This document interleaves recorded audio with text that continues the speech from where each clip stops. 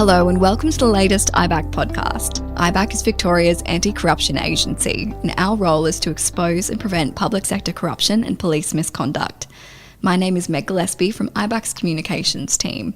To discuss the release of IBAC's police oversight infographic for 2025, we're joined by IBAC's Deputy Commissioner for Police Oversight, Liana Buchanan. Liana, thank you so much for being here. Good to be here.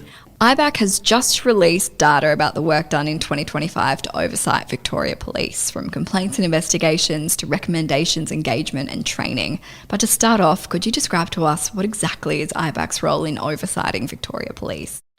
Of course. So IBAC is the independent body responsible for police oversight in Victoria, with a role to expose and prevent police misconduct.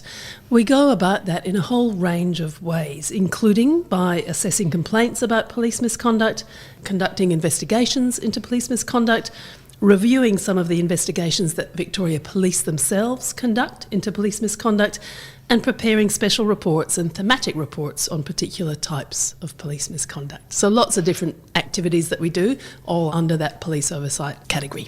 Definitely, and the infographic goes into some of those details, but could you tell us what you think were IBAC's key achievements in the police oversight space in 2025? Yes, certainly. To my mind, the data that we've just released shows some really positive highlights in 2025. The first of these that I have to mention is an increase in the number of investigations into police misconduct that we, as IBAC, have conducted. We initiated 47 inquiries and investigations and finalised 44 in the year. That's a 46% increase on the year before. The model for police oversight in Victoria is what's known as a mixed model, with Victoria Police conducting many of the investigations through its Professional Standards Division. But what we know is that there are many people, especially those from communities who've had negative experiences with police in the past, who want their complaint against police to be looked at by an independent body. So these figures show that IBAC is stepping in to investigate more of these complaints ourselves. Importantly, the increase in investigations also means an increase in recommendations to improve practice. So we tripled the number of recommendations made to Victoria Police in 2025, with a total of 51 recommendations, up from 17 in 2024. Another thing that I think is really pleasing about 2025 is that we were stepping in and investigating a number of instances of poor responses to family violence and of police-perpetrated family violence. Now, these cases can be complex because IBAC's legislation and thresholds aren't always a neat fit to address poor responses to family violence. We don't have all of the right powers, and we can't hope to have the specialisation that a very large organisation like Victoria Police has. However, responding to family violence is such a major part of policing activity, so we as the oversight body have to be able to take complaints of serious misconduct related to family violence, and I was really pleased that we did that in 2025. The final achievement, or positive, that I'll mention from the year is the improvements that we're making in the way we conduct our assessments and investigations and the way we engage with complainants. Gradually, we're building trauma-informed practice and improving the way we communicate with complainants. We know there's more work to do, but I think the progress that we made in 2025 and the progress we continue to make is really, really important work. Yeah, definitely. And have you seen a change in the number or nature of complaints regarding Victoria Police that IBAC receives? Look, the short answer is we continue to see an increase in complaints, and we also continue to see an increase in the complexity of the complaints that we receive. That said, broadly, the types of complaints, the nature of the allegations that are raised year on year follow fairly similar themes in 2025 compared to previous years. What has been different is how some of these matters are progressed. So with our focused police complaints team that's now permanently in place for the first full calendar year in 2025, we were able to see how effectively and efficiently that team can prioritise and progress single incident complaints by people from communities at a higher risk of experiencing police misconduct. These communities include Aboriginal people, people from culturally diverse backgrounds, people with disability, and a whole range of other groups. And with the Focused Police Complaints team managing these complaints, it means that other investigative teams can focus on more complex, high risk and other serious or systemic matters. Definitely. So IBAC sees a significant number of complaints, but less that progress to investigations. Can you provide some background around why some complaints may not be within IBAC's jurisdiction? Yes, of course. And that's right. People look at the numbers and they think that we must send almost all of the complaints to Victoria Police to investigate. That's actually not the case. In fact, a large proportion of the complaints that we receive are out of jurisdiction or don't warrant investigation as potential police personnel misconduct, which is the threshold in IBAC's legislation. These might be complaints about another agency, like the AFP, the Federal Police, or they may be complaints about police being rude or dismissive or something of that nature. Now, that kind of behaviour by police can absolutely be distressing for people and warrants investigation by somebody, but it's not what IBAC is empowered to look at and investigate. So in 2025, amongst those complaints and investigations, were there any key themes and what outcomes did you see from them? So the types of complaints that are commonly included in our investigations are looking at allegations such as excessive use of force by Victoria Police, allegations that police have conducted either unlawful arrests or improper searches. They include police engaging in different forms of humiliating or degrading treatment against community members, and also we get complaints and look at allegations of police handling of family violence matters. In terms of some of the outcomes that we've seen, in 2025, from the 44 investigations that we finalised, we made 51 recommendations. 33 of those involved recommendations that Victoria Police take disciplinary action against members, and many of these recommendations applied to more than one member.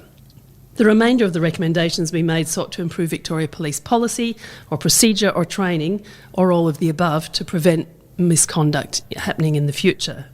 Now, sadly, our legislation stops us from sharing details about these policy or procedural recommendations. And last year we made submissions to the Parliament's Integrity Oversight Committee, suggesting a number of changes to the legislation, including changes that would, if they're made, allow IBAC to share the outcomes of investigations and the recommendations we make much more readily. We think integrity and transparency go hand in hand, and the more we can share about the work we're doing to expose and prevent police misconduct, the greater trust the community will have in us and in Victoria Police to act with integrity.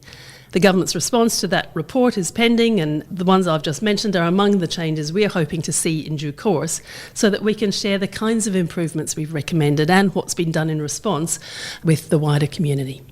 Definitely sounds like there's a lot of work happening behind the scenes. Amongst that, IBAC reviews Victoria Police's internal investigations. Can you explain a bit about that process and what sort of outcomes you see from it?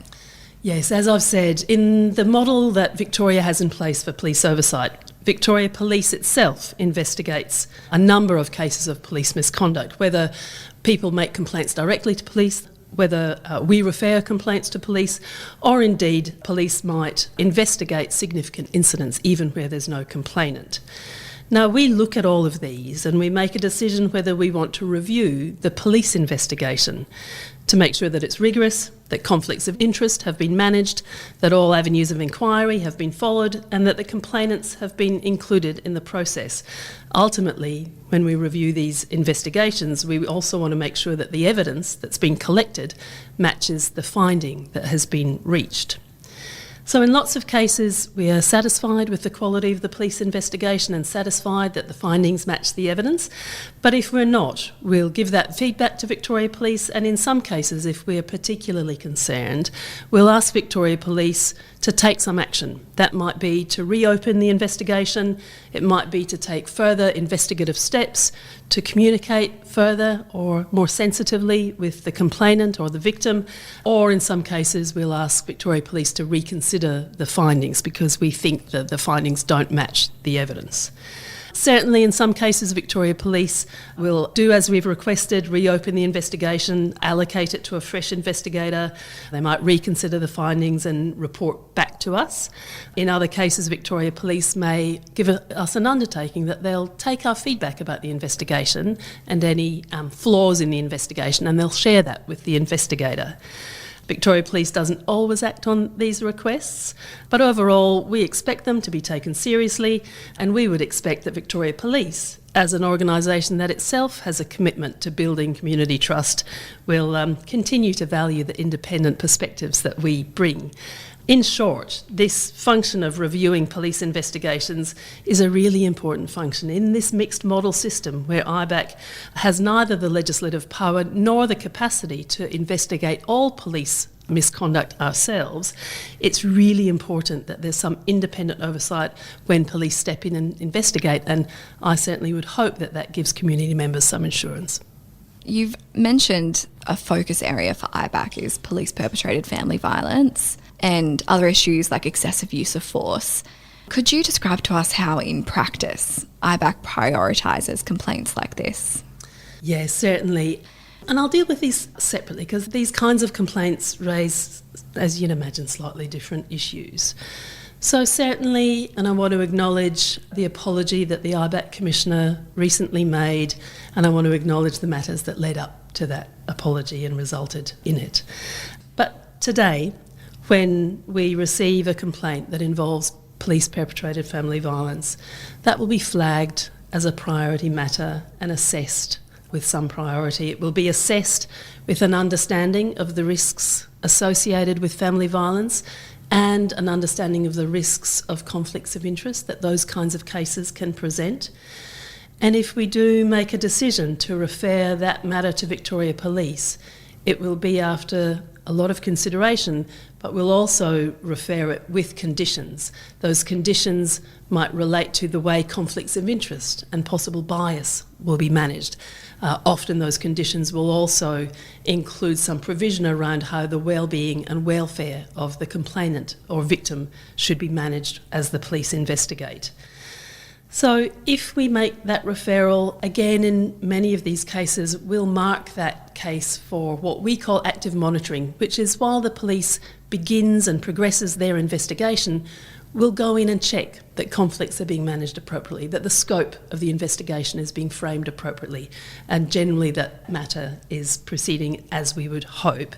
And then again, at the end of that process, we would usually mark that for review. So we undertake a really detailed review to make sure that that investigation was appropriate in all senses of the word. Obviously, the other changes that we've made around improving complainant experience, having some understanding of trauma and the impact of trauma, all of those should also go to the way that we work with complainants who are raising these kinds of complaints in the future.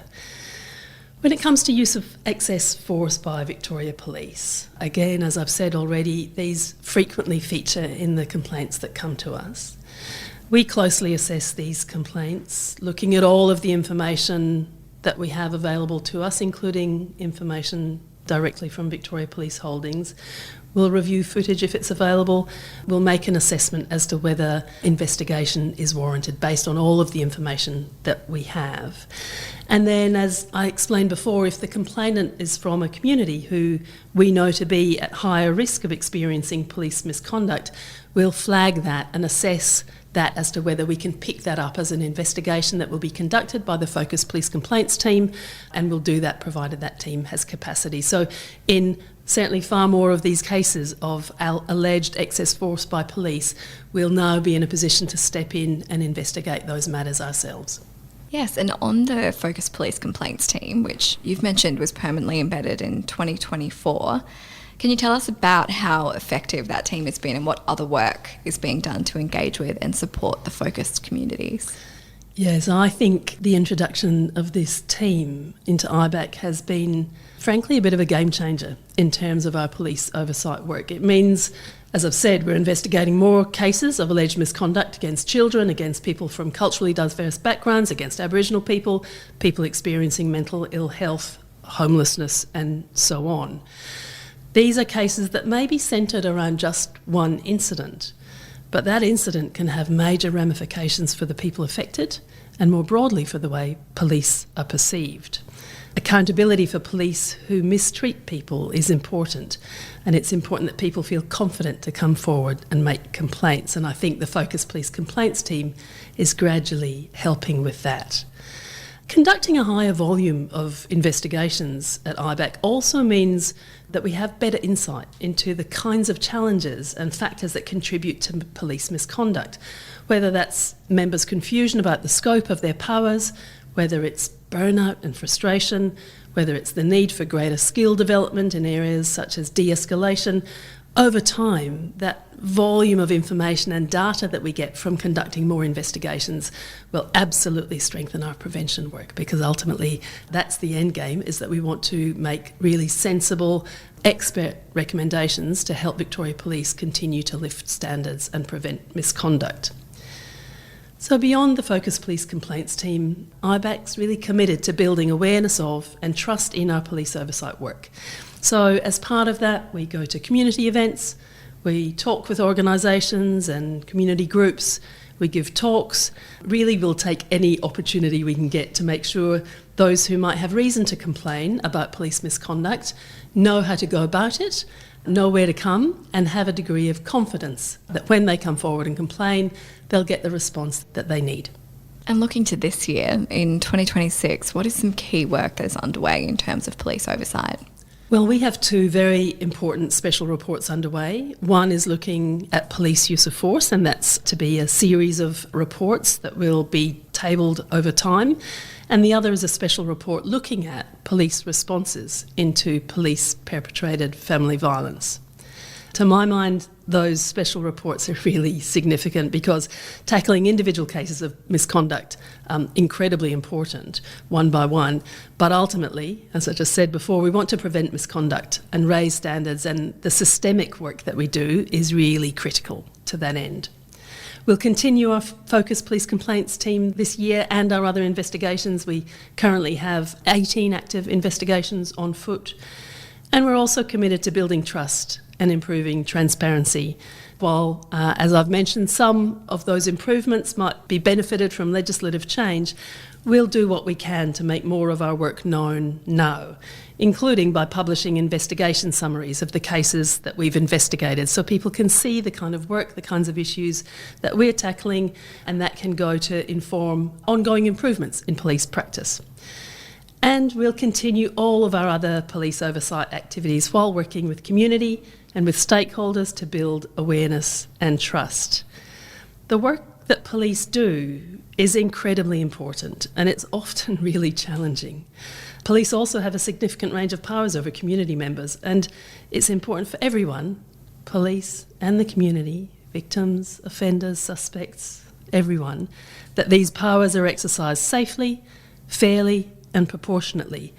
And of course, IBAC and our police oversight work, we have a key role in achieving that. Absolutely. Thank you so much, Deputy Commissioner Liana Buchanan. It's been great to chat with you. There is so much work happening to improve integrity practices in Victoria, and it's important to share what we can to increase awareness and trust. And thank you to everyone for listening. If you're interested in learning more about IBAC's work, you can subscribe to IBAC Insights, our online newsletter, by going to our website. In this newsletter, you'll find the latest news and events, a heads up on new reports, expert commentary, early research findings, and information on conferences and events. You can also find more information on investigations, special reports, data, research, and corruption prevention resources, or make a complaint regarding public sector corruption or police misconduct by visiting ibac.vic.gov.au.